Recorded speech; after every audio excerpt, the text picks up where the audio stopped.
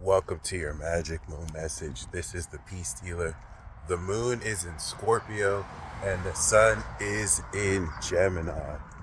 We're going to wrap up this Gemini transit with a Virgo signature before the moon ascends through Sagittarius. And as such, this final point of integration over the next day and a half is going to transform our understanding of what new mindset we are integrating. So 4 days ago, when the moon was in Virgo, we began integrating in these mutable signs that helped us understand the detailed analysis of the thoughts we've experimented with and the effects of our mindset on our behavior. And then, based on the receipts, we understood and began to take the seed planted during the new moon and break through the ground. All right. That is what led to the presentation of this change of behavior, of this understanding of how our behavior is changing in order to integrate new mindsets. And we headed socially in that direction. We polished so that we could express the talent or the creative measure of how exactly we express this new mindset. All right. When that happened, I made Crazy, which hits home because when I made Foolish Babble 3, I think, it was during a Libra moon, sun in Gemini. And that was, I think, 2022. So, yeah, that being said, now that we have reached this social understanding of balancing our word, now we're coming into the final social sign, which relative to the integration stage of 90 degrees through Virgo and 120 degrees through Libra, we have 150 degrees through Scorpio. The sun is 26 degrees Gemini, so we're not going to actually begin this angle until the moon is about like 27, if not 28 degrees Scorpio. So this is how we're ending off the season while the moon will be in Sagittarius.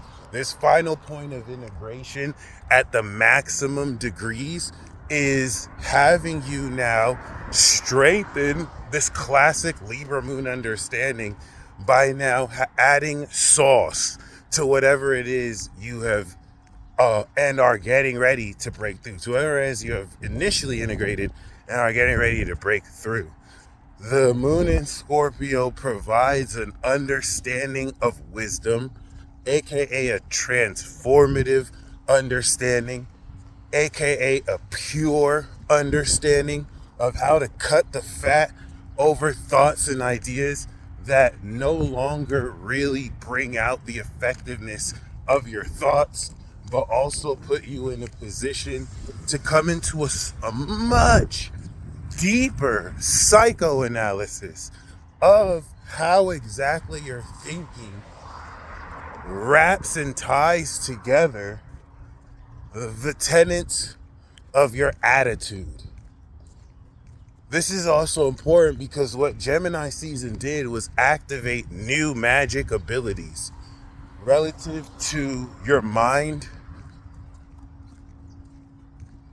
or rather magic referring to a program that you program with your brain.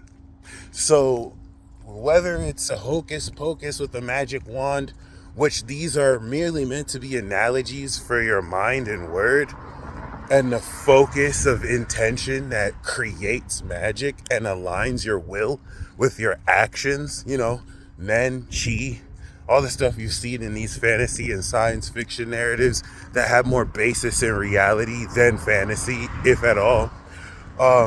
This is, of course, taking the activation of these programs, these mindsets, these ideas, and I'm going to say this again, a mindset, an attitude is the programming language with which you program a magic spell.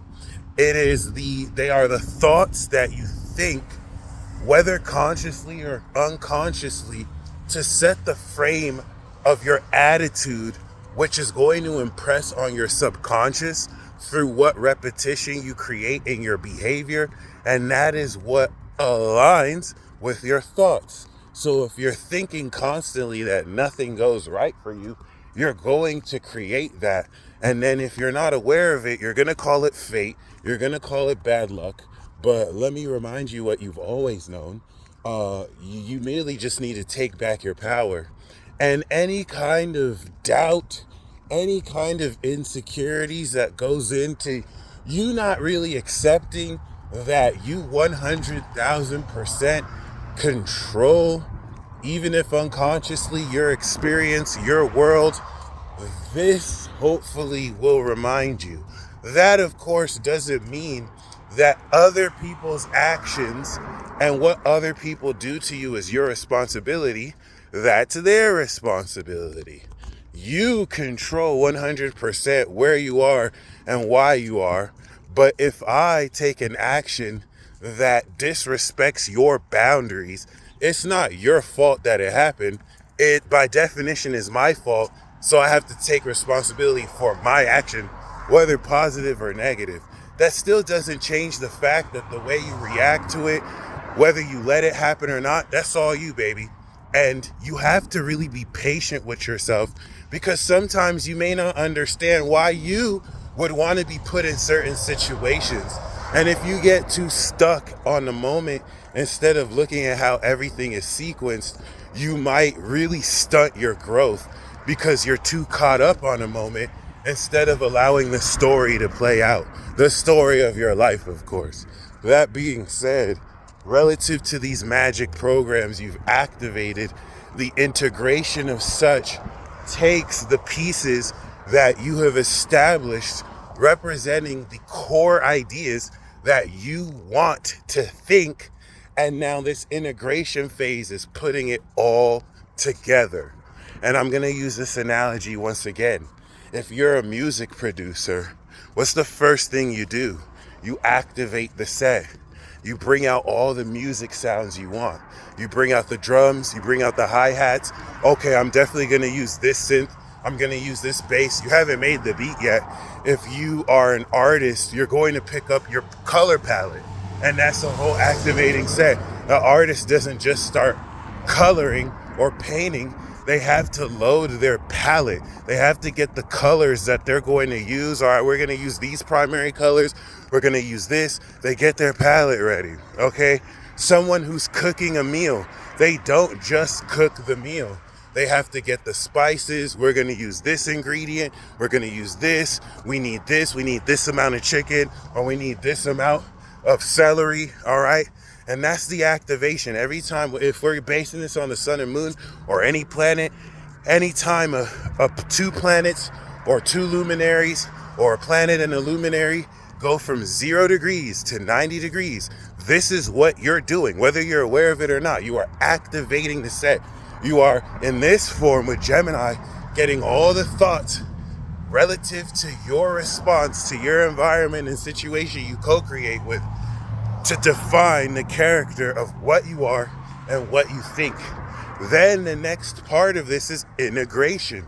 If you are that beat producer, now that you've gotten all the sounds that you want to use, you start to put it together. You start to put it on a track. You start to play with it. You start to take that bass and the drums that you have, and you start to do what? You start to create a pattern. You start to create a drum pattern. You start to create a beat loop. If you're cooking, you start to actually mix the ingredients together. And if you're painting, this is where you can take certain primary colors and then you can start to mix them together to create new ones. This integration process takes the blank canvas, which was mainly just your imagination. That's the most important thing. As of now, that canvas is blank. You have an imagination of what you may want that song to sound like or that painting to look like. But after you've activated the set, now you're starting to bring reality to this image. You're starting to put the picture together. And that is what we are getting ready to complete, because once we step into the full moon, then 180 degrees, whereas the activation is 0 to 90, 0 of conjunction to 90 of first quarter square, integration is 90 of first quarter square to 180 of opposition. With the moon, it's going to be the full moon. And a whole lot of the ideas and the perception we activate at the end of every season convert to a direction that we sail towards, all right, in order to begin the next season. So yeah, keep that in mind. Everything you've activated, everything that you've been beginning to think, heavily influenced by Jupiter, which is quintessentially leveling the fuck up out of your mindset relative to the past 12 years, is all being put together. We're going to do this again next year. It is all being put together. And relative to that, this is going to provide you a very pure, deep understanding of the wisdom necessary to, of course, integrate into a pattern your thoughts. All right. Uranus is still in Taurus. So the opposition of the moon in Scorpio to Uranus in Taurus is going to revisit when we had Mercury and the moon in Taurus. Well, I think Mercury's in Gemini already, but now the moon that was in Taurus on Uranus is going to be in Scorpio, which now completes or begins to break through and harvest 2 weeks ago the seeds planted to innovate more unconventional understanding of sensing with your 5 to 8 senses. And now in Scorpio, harvesting this by transforming your understanding of how much deeper you can do this. And it's going to get paranormal and it's going to get spooky because it's trining Neptune. That being said, Venus and Mercury have made it into Cancer. And if you want to think about what Gemini represents, imagine you're on a boat and you've been sailing westward 80 kilometers. I just threw out kilometers and 80 for no reason. It's crazy. Mile 3. Anyway, other than that, infinity, you're taking the 80 kilometer mile marker, or you've gone west 80 kilometers, and now, before we enter Gemini season, we have to change our direction. We have to gain perspective through Gemini season. Hey, I don't think we should head west anymore. It's time to head northwest. So now with our thoughts, we adjust our perception. We do this at the end of every season.